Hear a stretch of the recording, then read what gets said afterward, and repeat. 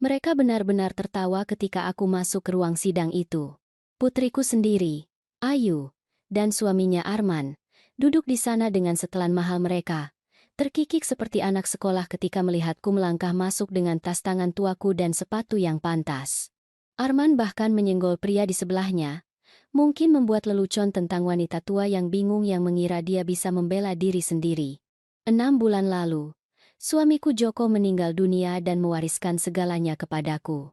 Setiap rupiah dari kekayaannya, setiap investasi, setiap properti. Ayu berharap mewarisi jutaan, tetapi surat wasiat Joko sangat jelas. Semuanya diserahkan kepada istrinya tercinta, Siti. Tidak satu pun rupiah untuk putri kami yang tidak tahu berterima kasih. Saat itulah Ayu memutuskan bahwa aku pasti tidak waras secara mental. Bagaimana mungkin seorang ibu rumah tangga sederhana bisa berakhir dengan warisan senilai 60 juta dolar Amerika? Dia menyewa pengacara, mengajukan surat-surat yang mengklaim aku telah memalsukan tanda tangan Joko, bahwa aku telah memanipulasi pria yang sedang sekarat. Dokumen-dokumen itu melukiskanku sebagai istri mata duitan yang entah bagaimana berhasil mengakali jalan untuk mendapatkan warisan. Aku ingat duduk di dapur pagi itu, membaca dokumen hukum sambil minum kopi. Ayu menggugat ibunya sendiri, mengklaim penipuan dan penyalahgunaan lansia. Dia ingin aku dinyatakan tidak cakap secara mental, ingin pengadilan membatalkan surat wasiat Joko dan memberikan kepadanya apa yang dia yakini sebagai haknya. Ironinya hampir lucu. Hampir. Ayu selalu melihatku hanya sebagai ibu, wanita yang menyiapkan bekalnya, mengantarnya ke pelajaran balet, dan menjaga rumah sementara ayah bekerja. Dia tidak pernah bertanya tentang kehidupanku sebelum menikah. Tidak pernah bertanya-tanya mengapa aku memiliki buku-buku hukum di ruang kerjaku. Tidak pernah mempertanyakan mengapa para hakim sesekali mengirimiku kartu ucapan lebaran. Ibu Siti, pengacaranya, James Morrison, berkata selama deposisi kami, berbicara perlahan seolah-olah aku tuli dan juga bodoh. Dapatkah Anda jelaskan kepada kami bagaimana seorang wanita tanpa latar belakang hukum, tanpa pengalaman bisnis, dan tanpa gelar sarjana dapat memiliki pengetahuan terperinci tentang urusan bisnis Tuan Joko? Aku tersenyum manis dan mengatakan kepadanya bahwa aku selalu pandai berhitung. Biarkan dia berpikir sesuka hatinya. Sekarang, duduk di ruang sidang ini, mengamati senyum percaya diri putriku, aku hampir merasa kasihan atas apa yang akan terjadi. Ayu mengira dia sangat pintar, sangat siap. Dia tidak tahu bahwa ibu rumah tangga sederhananya telah membaca berkas-berkas hukum bahkan sebelum dia lahir. Petugas pengadilan memanggil pengadilan untuk tertib, dan Hakim Margaret Walsh masuk. Saat dia melihatku, langkahnya sedikit goyah. Mata kami bertemu di seberang ruang sidang, dan aku melihat pengakuan berkelebat di tatapannya. Ayu tidak memperhatikan apapun, terlalu sibuk berbisik dengan pengacaranya tentang kasus kemenangan mudah mereka melawan wanita tua yang tidak kompeten itu. Tapi aku salah tentang semua yang kukira ku ketahui tentang hari ini. Izinkan aku membawamu kembali ke tempat semua ini dimulai, karena kisah nyata dimulai pada hari Joko meninggal, bukan pada hari kami berjalan ke ruang sidang itu. Aku memegang tangannya ketika dia pergi, sama seperti aku memegangnya selama 35 tahun pernikahan kami. Dokter memberi kami waktu 6 bulan, tetapi Joko hanya bertahan 3. Kanker tidak peduli dengan kekayaan atau rencana Anda. Siti, bisiknya, di saat-saat terakhir itu, mereka akan datang kepadamu. Mereka pikir kamu tidak tahu apa-apa, tetapi aku memastikan kamu akan terlindungi. Semuanya milikmu. Seperti yang sudah kita diskusikan. Aku mencium dahinya dan berjanji bahwa aku akan baik-baik saja. Joko mengenalku lebih baik daripada siapapun, termasuk putri kami. Pembacaan surat wasiat terjadi 2 minggu kemudian di kantor pengacara Joko. Ayu tiba, mengenakan pakaian hitam, tisu siap, memainkan peran putri yang berduka dengan sempurna. Arman berdiri di sampingnya, sudah menghitung warisan mereka di kepalanya. Kepada istriku tercinta, Siti Hamilton, baca pengacara itu. Aku mewariskan seluruh harta kekayaanku, termasuk semua properti, investasi, rekening bank, dan kepemilikan bisnis, senilai sekitar 62 juta dolar Amerika. Keheningan di ruangan itu memekakan telinga. Kotak tisu Ayu jatuh ke lantai. Itu tidak mungkin, katanya. Suaranya bergetar. Ayah berjanji akan memberiku rumah di puncak. Dia bilang aku akan mewarisi bisnis itu. Surat wasiatnya cukup jelas. Lanjut Nyonya Brooks, pengacara itu. Ayah Anda meninggalkan Anda sebuah foto keluarga dan jam tangannya. Kepada suami Anda, Arman. Dia meninggalkan stik golfnya. Aku menyaksikan wajah putriku berubah dari duka menjadi kemarahan dalam hitungan detik. Ini tidak benar. Ibu tidak tahu apa-apa tentang mengelola uang. Dia akan kehilangan segalanya dalam setahun. Suara Arman lebih keras. Kami perlu melihat dokumen-dokumen itu. Ini pasti semacam kesalahan. Tetapi tidak ada kesalahan. Joko telah merencanakan ini selama bertahun-tahun. Memperbarui surat wasiatnya setiap kali Ayu menunjukkan sifat aslinya. Seperti ketika dia meminjam 200 juta readaptasi dari 255 untuk renovasi dapur mereka dan tidak pernah membayarnya kembali. Atau ketika dia mengolok-olok masakanku di pesta promosi Arman, menyebutnya makanan rakyat jelata di depan rekan-rekannya. Joko melihat bagaimana mereka memperlakukanku, bagaimana mereka menganggapku remeh. Dia tahu mereka melihatku sebagai orang yang lemah, tidak mampu, tidak pantas dihormati. Setelah dari kantor pengacara, Ayu dan Arman mengikutiku pulang. Mereka duduk di ruang tamuku, ruangan yang sama tempat aku membantu Ayu mengerjakan pekerjaan rumah, tempat aku merayakan prestasinya, tempat aku menghiburnya melalui patah hati. Bu, bersikaplah masuk akal, kata Ayu. Suaranya manis seperti madu sekarang. Ibu tidak mungkin bisa mengelola semua uang ini sendirian. Mengapa ibu tidak membiarkan Arman membantu? Dia pandai dalam keuangan Dok Mangandon. Arman mengangguk dengan penuh semangat. Kita bisa membuat perwalian. Memastikan semuanya ditangani dengan benar. Ibu tidak perlu khawatir tentang semua itu. Aku menuangkan teh untuk diriku dengan tangan yang mantap. Aku menghargai kekhawatiranmu. Tetapi aku sangat mampu mengelola urusanku sendiri. Benarkah? Topeng Ayu sedikit melorot. Bu. Ibu bahkan tidak pernah menyeimbangkan buku cek. Ayah yang menangani semuanya. Saat itulah aku menyadari apa yang sebenarnya mereka rencanakan. Surat gugatan tiba pada hari Selasa pagi. Diantar oleh seorang pemuda serius yang tampak malu melayani seorang nenek. Ayu tidak membuang waktu. Aku membaca melalui petisi sementara kopiku menjadi dingin. Menurut dokumen-dokumen ini, aku menderita demensia. Telah dimanipulasi oleh pihak yang tidak dikenal untuk memasukkan surat wasiat suamiku, dan menimbulkan bahaya bagi diriku sendiri dengan keputusan keuanganku yang tidak rasional. Bukti yang mereka kumpulkan hampir mengesankan dalam kreativitasnya. Mereka menemukan tanda terima dari ketika aku tersesat saat mengemudi ke rumah Ayu tahun lalu. Jelas merupakan tanda penurunan kognitif, bukan hanya pengalihan konstruksi di jalan yang tidak kukenal. Mereka mendokumentasikan ketidakmampuanku untuk mengoperasikan teknologi modern karena aku meminta remaja Ayu untuk membantuku mengatur aplikasi hiburan diadaptasi dari Netflix. Yang paling merusak adalah pernyataan sumpah Arman bahwa aku menjadi semakin paranoid dan tertutup tentang keuangan, menolak bimbingan bermanfaat mereka dalam mengelola harta Joko. Ponselku berdering dalam waktu 1 jam setelah menerima surat-surat itu. Nomor Ayu, Bu. Aku sangat menyesal ibu harus tahu dengan cara ini, katanya. Sama sekali tidak terdengar menyesal. Kami mencoba berbicara dengan ibu secara masuk akal. Tetapi ibu benar-benar tidak mampu menangani tanggung jawab ini. Begitu, kataku dengan tenang. Kabar baiknya adalah, setelah pengadilan menyatakan ibu tidak kompeten, Arman dan aku bisa mengurus semuanya. Ibu akan memiliki tunjangan yang bagus, cukup untuk kebutuhan ibu. Dan ibu tidak perlu khawatir tentang semua investasi dan keputusan bisnis yang rumit itu. Aku memperhatikan seekor burung hinggap di tempat makan burungku. Mengingat bagaimana Joko biasa mengatakan bahwa burung pembawa keberuntungan membawa nasib baik. Dan di mana tepatnya aku akan tinggal selama pengaturan ini. Ada jeda. Yah, rumah di puncak diadaptasi dari Martha's Vineyard. Akan sempurna untuk ibu. Lebih kecil. Lebih mudah dirawat. Tentu saja.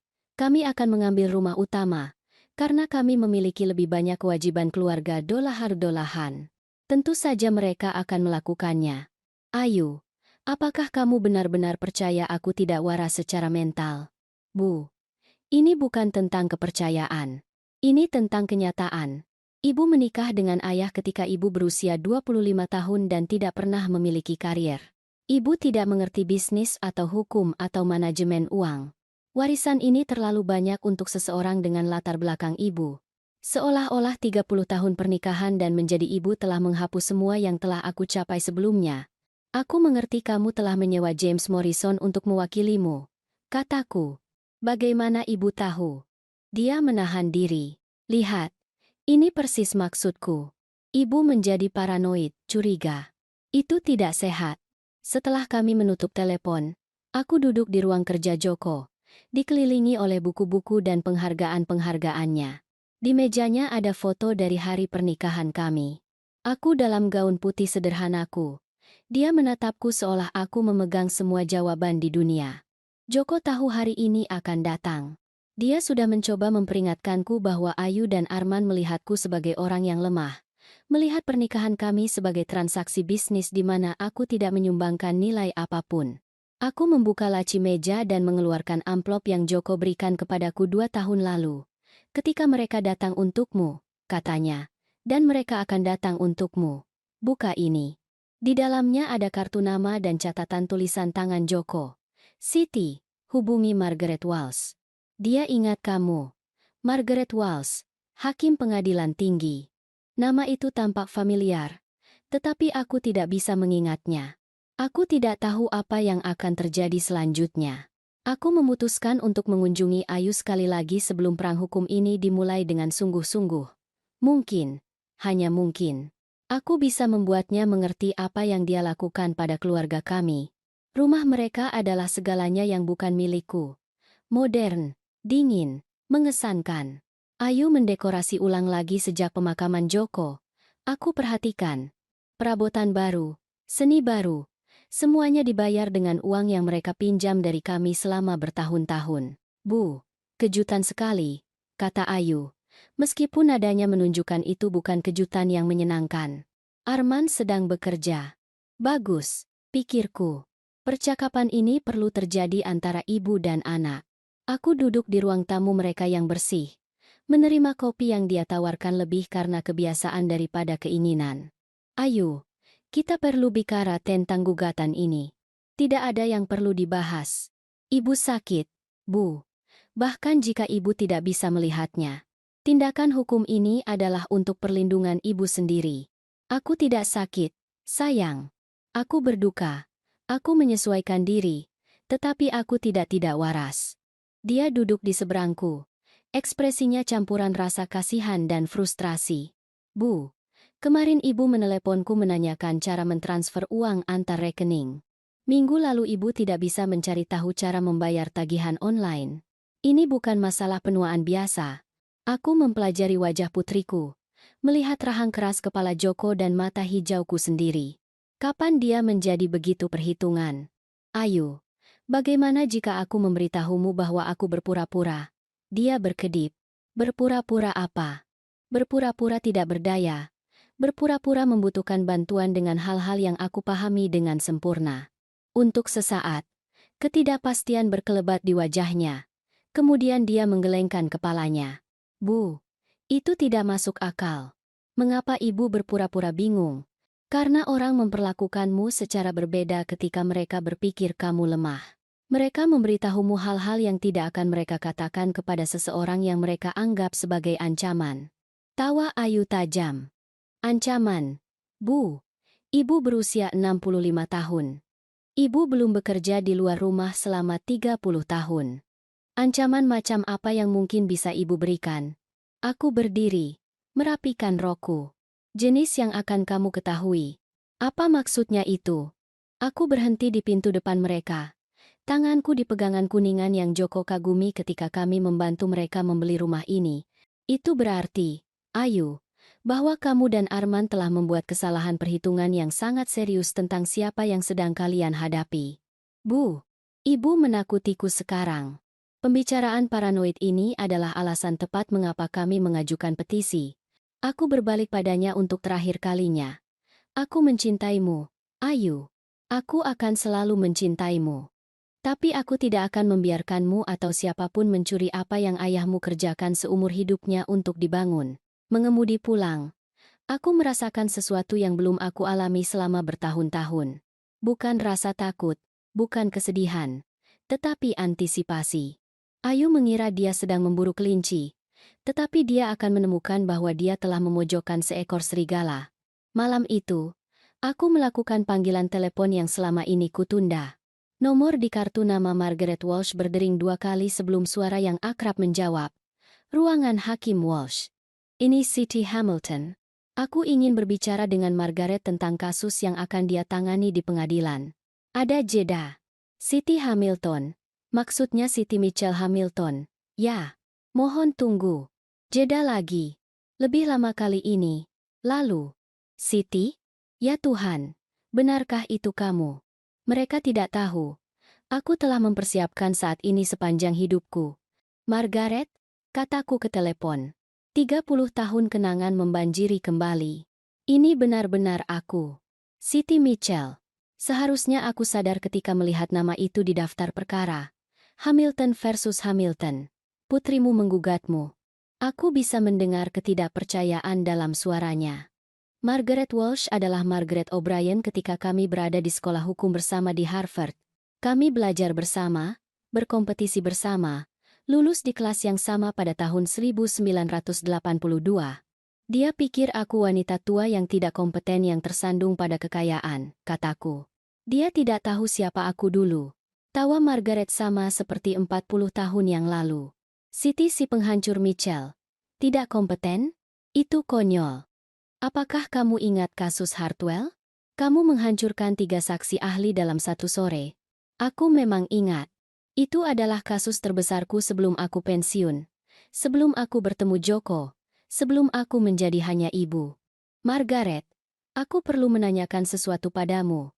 Bisakah kamu secara etis menyidangkan kasus ini, mengingat sejarah kita? Kami adalah kolega, tidak teman dekat, dan sudah berpuluh-puluh tahun sejak kita berbicara. Tapi Siti, jika kamu merencanakan apa yang kupikir kamu rencanakan, aku tidak merencanakan apa-apa kecuali membela diri melawan tuduhan palsu. Dengan perwakilan, kuharap, aku melihat foto Joko di rak perapianku. Aku akan mewakili diriku sendiri. Margaret terdiam lama. Siti, kamu sudah keluar dari praktik selama 30 tahun. Hukum telah berubah.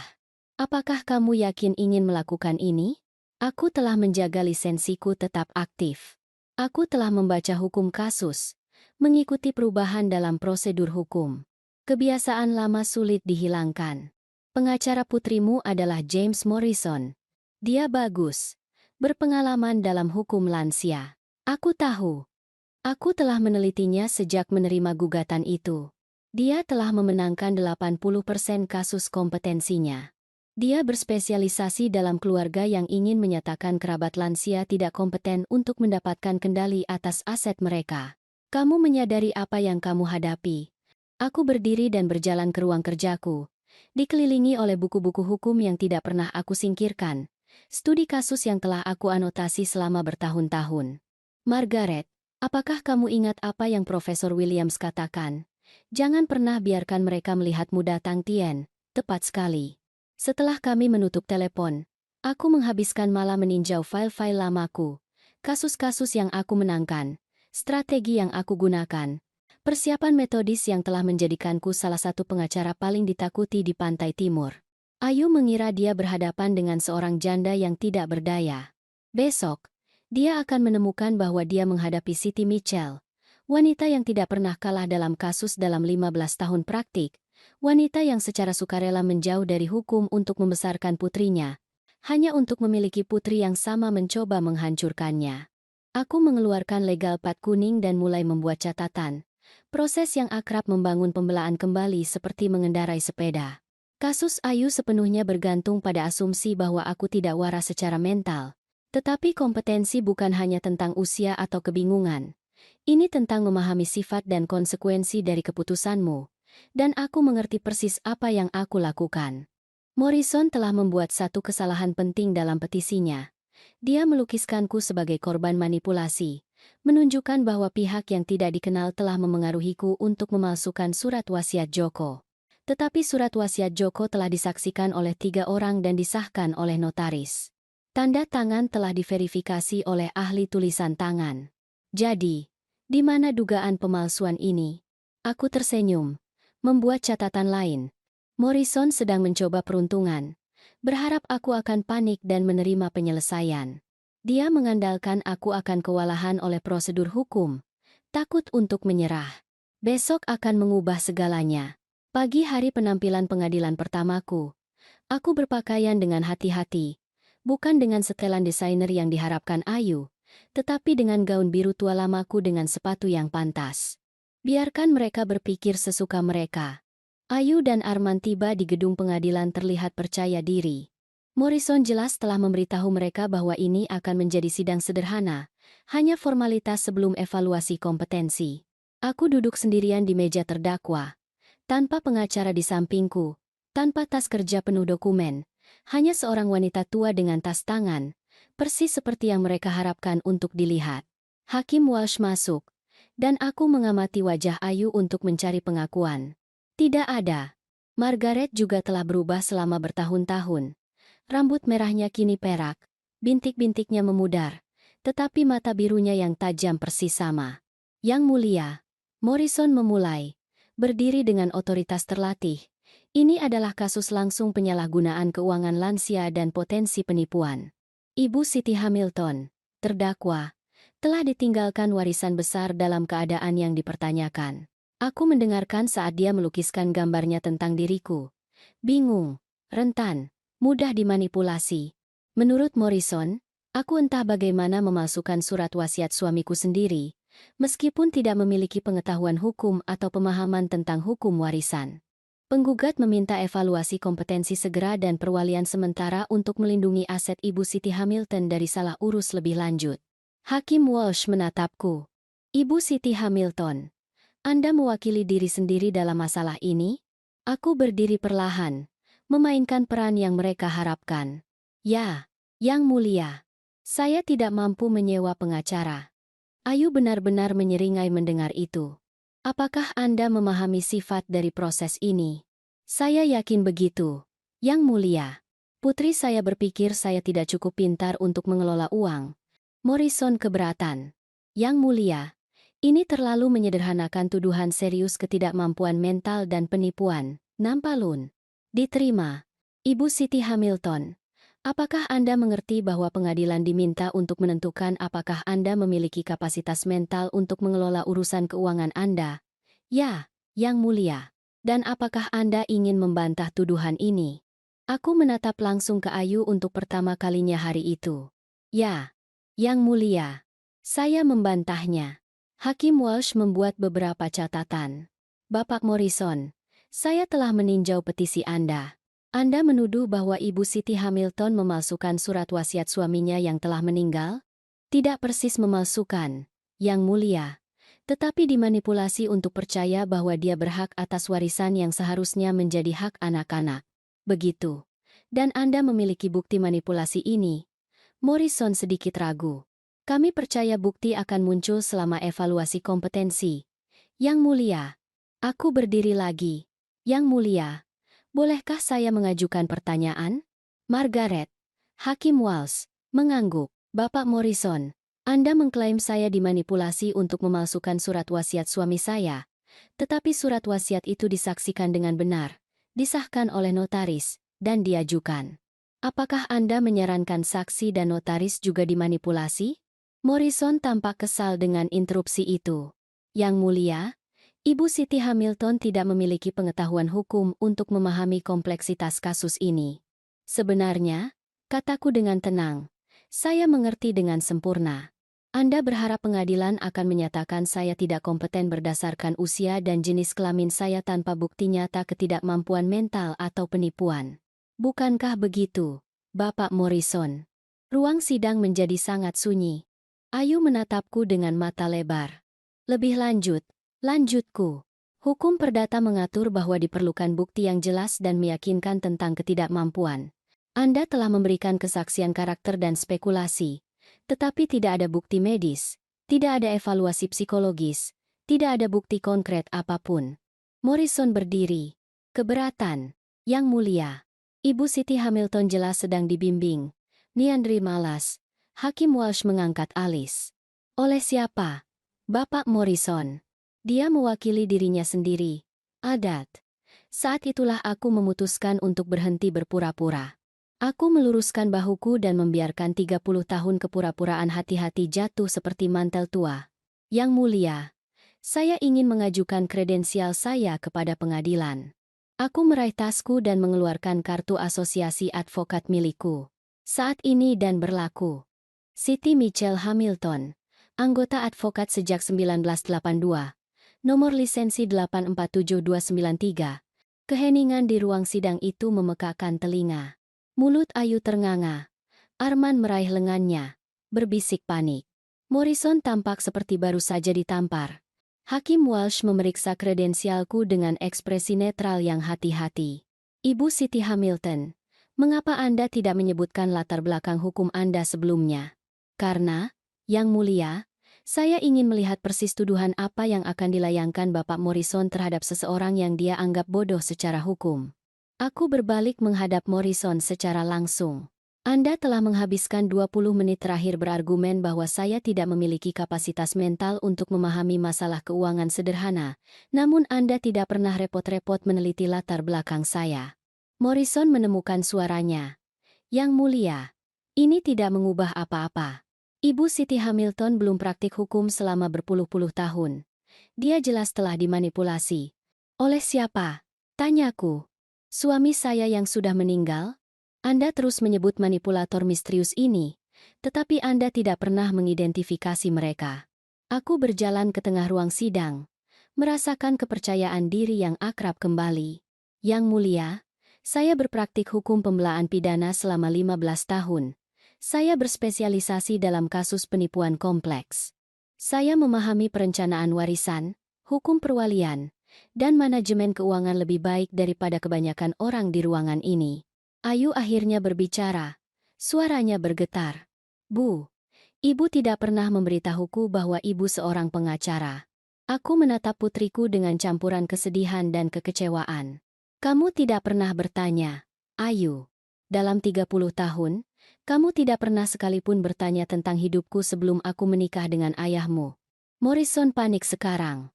Yang Mulia, terlepas dari karier masa lalu Ibu Siti Hamilton, bukti menunjukkan tanda-tanda penurunan mental baru-baru ini.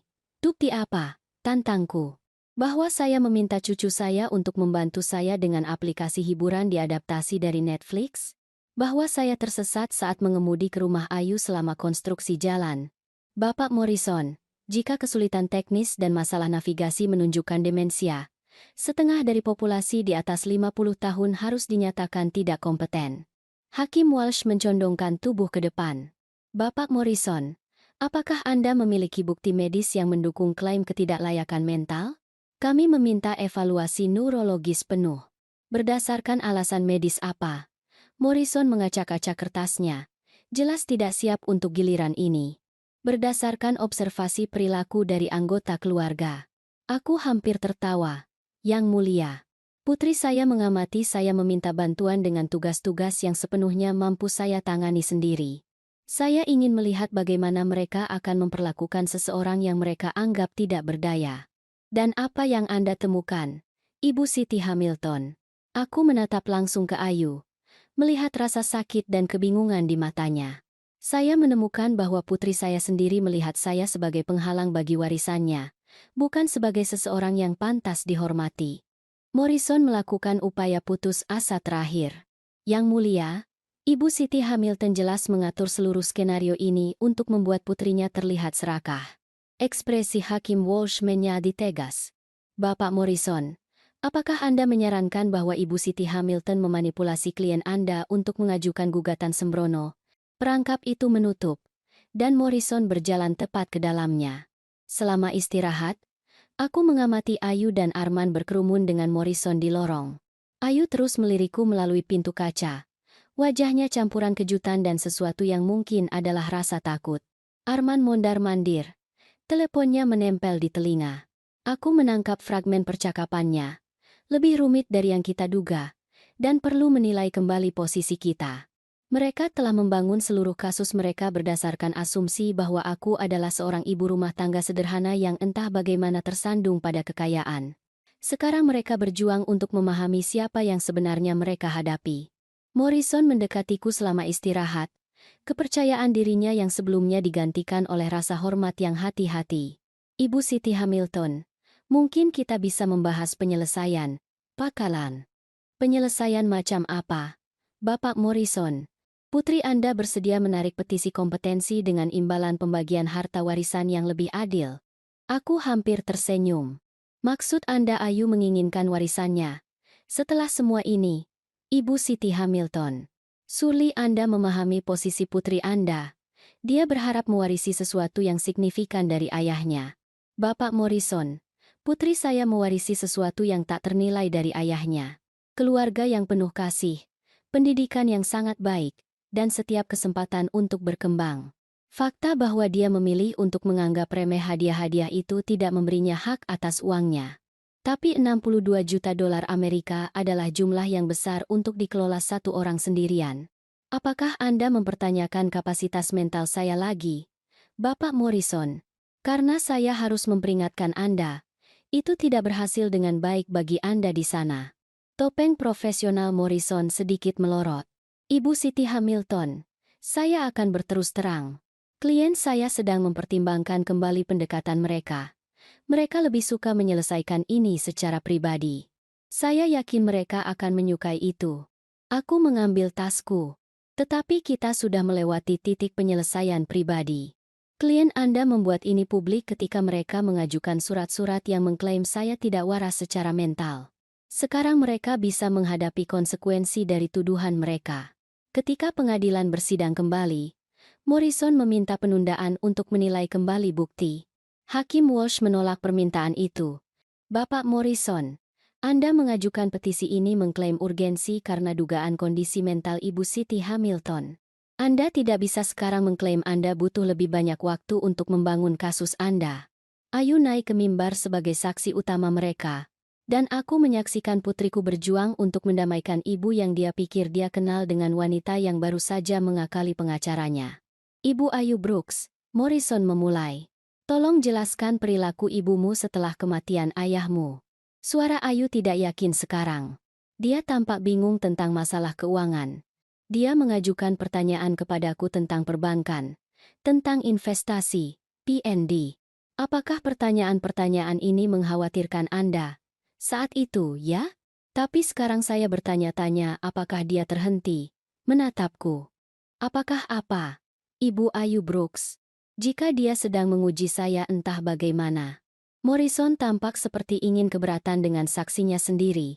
Ibu Ayu Brooks, apakah Anda masih percaya ibu Anda tidak memiliki kapasitas untuk mengelola urusan keuangannya? Ayu terdiam lama. Ketika dia akhirnya berbicara, suaranya barely terdengar. Saya tidak tahu lagi. Dasar kasus mereka runtuh secara real time.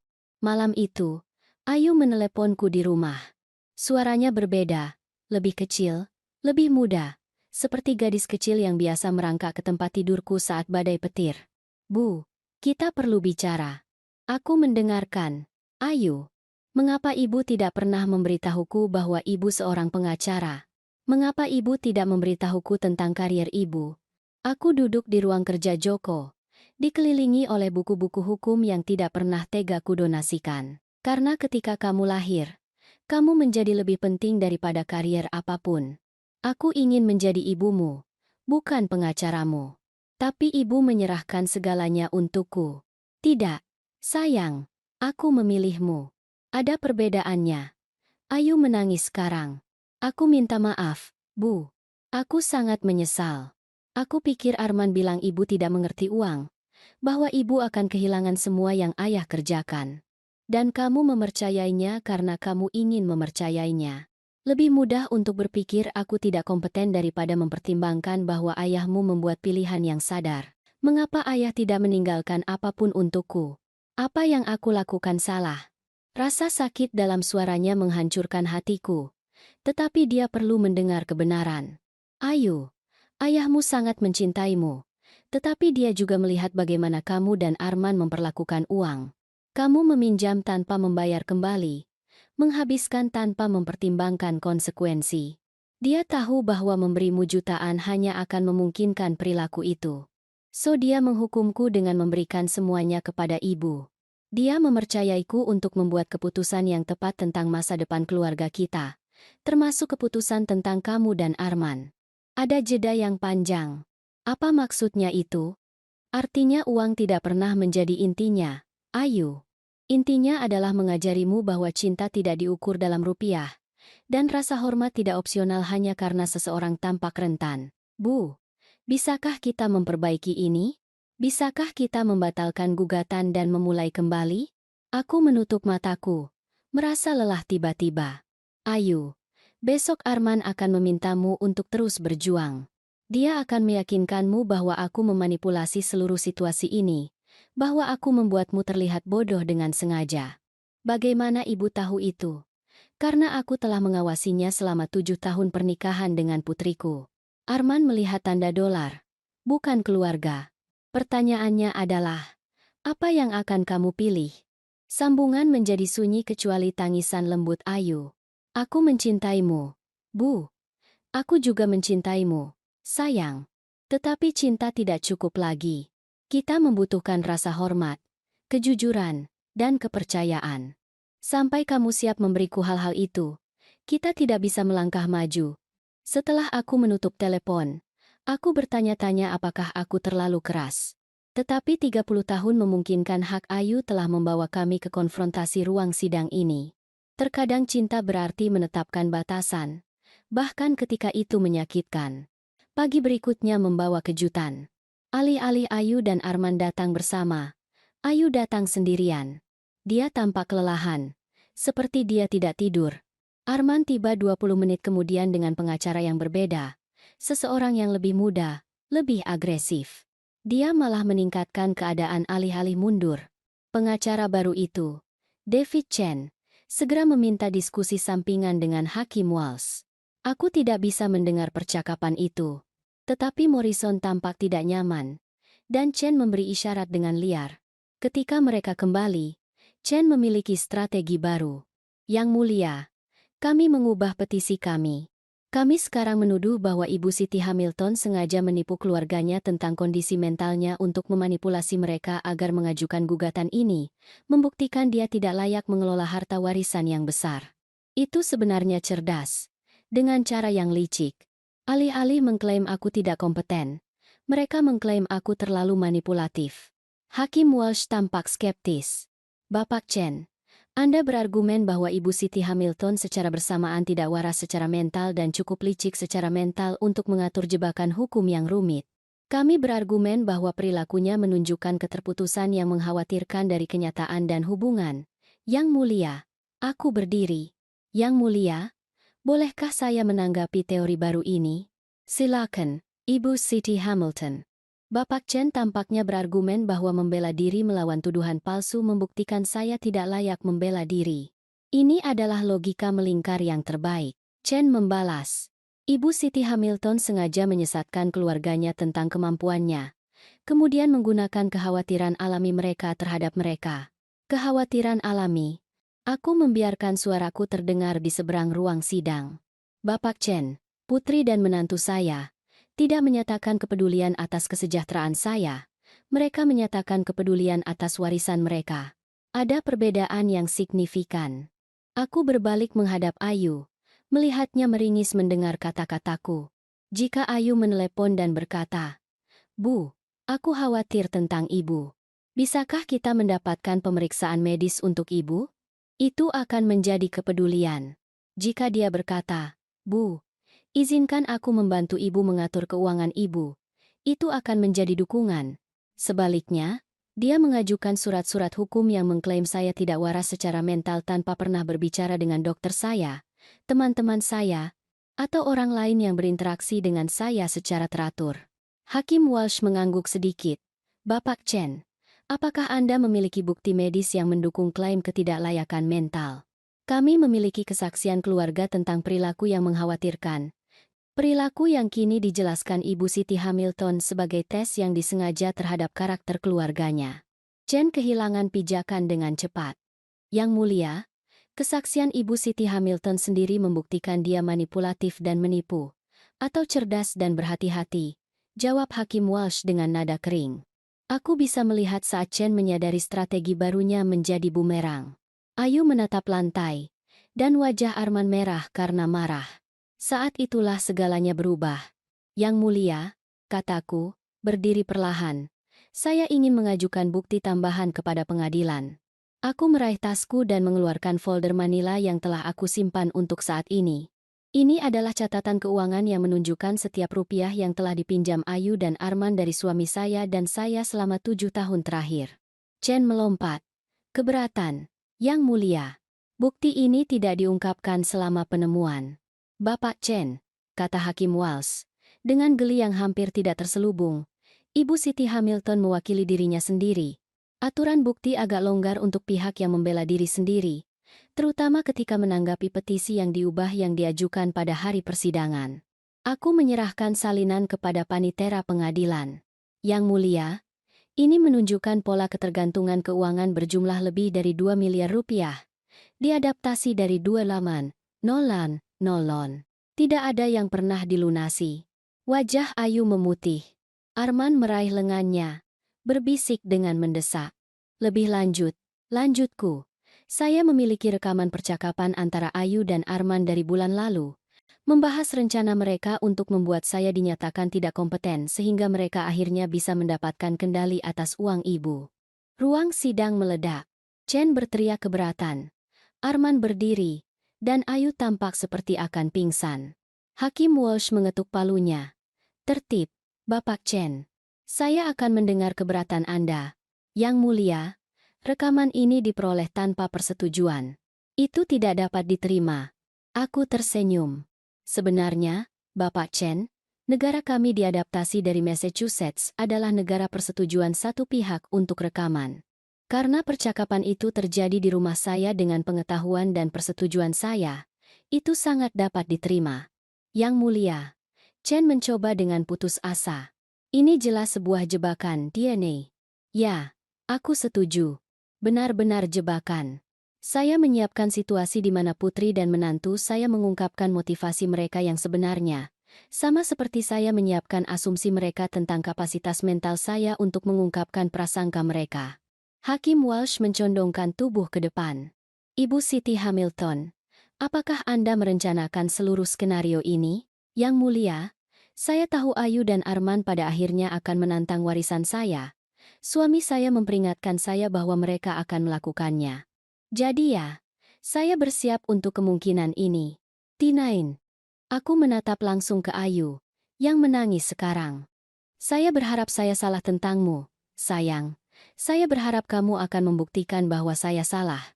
Hakim Walsh meninjau catatan keuangan dan mendengarkan bagian-bagian kunci dari rekaman itu. Ketika dia selesai, ekspresinya tegas.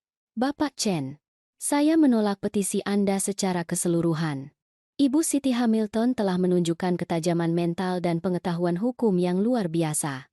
Lebih penting lagi, dia telah mengungkap motivasi sebenarnya di balik gugatan ini. Dia menoleh ke Ayu dan Arman. Ibu Ayu Brooks, Bapak Arman Brooks, pengadilan ini menemukan bahwa Anda mengajukan petisi ini bukan karena kepedulian atas kesejahteraan Ibu Siti Hamilton, tetapi dalam upaya untuk mendapatkan kendali atas aset yang Anda yakini berhak Anda dapatkan. Ini merupakan pelecehan dan berpotensi penipuan. Arman melompat. Yang mulia, kami benar-benar khawatir tentang kondisi mental Ibu Siti Hamilton. Ekspresi Hakim Walsh bisa membekukan air. Bapak Arman Brooks, saya baru saja mendengarkan rekaman Anda mengatakan, dan saya kutip, setelah wanita tua itu dinyatakan tidak kompeten, kita akhirnya bisa menjalani gaya hidup yang pantas kita dapatkan. Ruang sidang sunyi senyap. Ibu Siti Hamilton, lanjut Hakim Walsh, tidak hanya Anda kompeten untuk mengelola urusan Anda adalah salah satu individu paling kompeten yang pernah saya lihat di ruang sidang ini. Kasus ditutup. Saat Ayu dan Arman pergi bersama pengacara mereka, Ayu berbalik sekali. Bu, aku minta maaf. Pudi, aku mengangguk. Aku tahu kamu menyesal. Sayang, tetapi maaf tidak cukup lagi. 6 bulan kemudian, aku menjual rumah besar itu dan pindah ke sebuah pondok di tepi laut. Ayu menelepon kadang-kadang dan kami perlahan-lahan membangun kembali hubungan kami dengan syarat-syarat baru dengan kejujuran, rasa hormat, dan batasan. Aku mendonasikan setengah dari uang Joko kepada organisasi bantuan hukum yang membantu lansia melawan penyalahgunaan keuangan. Ironinya tidak hilang dariku. Setengah lainnya? Yah, itu mendanai masa pensiun yang sangat nyaman bagi seorang wanita yang menghabiskan 30 tahun berpura-pura tidak berdaya, hanya untuk menemukan bahwa dia lebih kuat dari yang pernah dia bayangkan.